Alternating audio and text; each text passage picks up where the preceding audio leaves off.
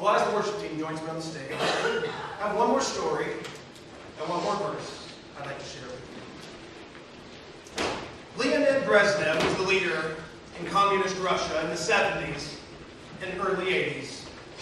For him, the church did not matter, and really in his own life, it might as well not have existed.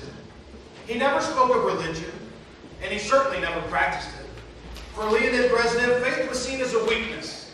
In Soviet Russia, in Soviet culture, religion was to be controlled by the government and stamped out when necessary.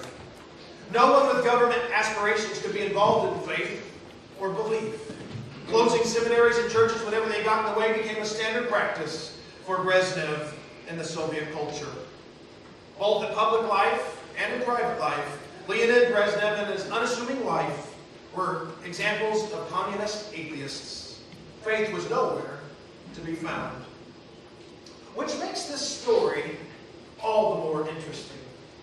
The story is told in the biography of President George Bush. He was vice president at the time. And when Leonid Brezhnev passed away, of course they had a big state funeral, and of course representatives come from all around the world. And Vice President Bush was asked to be the representative for the United States. And he tells the story that Victoria was Leonid's wife's name.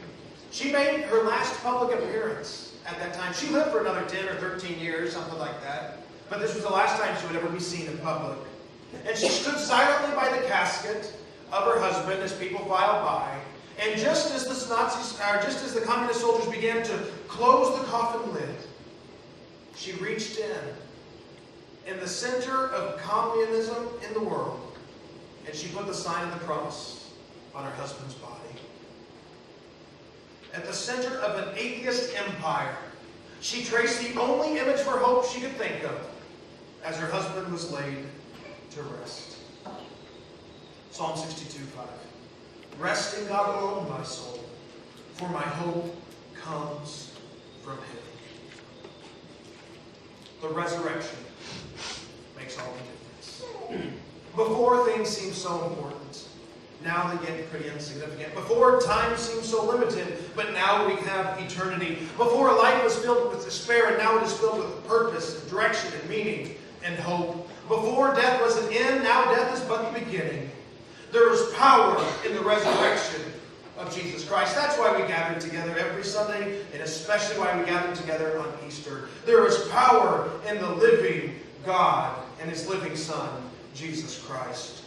One day, all of the Scriptures will be fulfilled. Revelation 21, with the new heaven and the new earth, will be true, where there will be no more death or sorrow or mourning or pain, for those things will have passed away. The new heaven and the new earth will be a reality.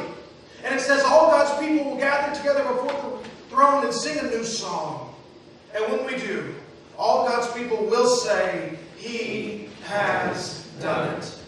And today we celebrate He has done it by the resurrection of His Son.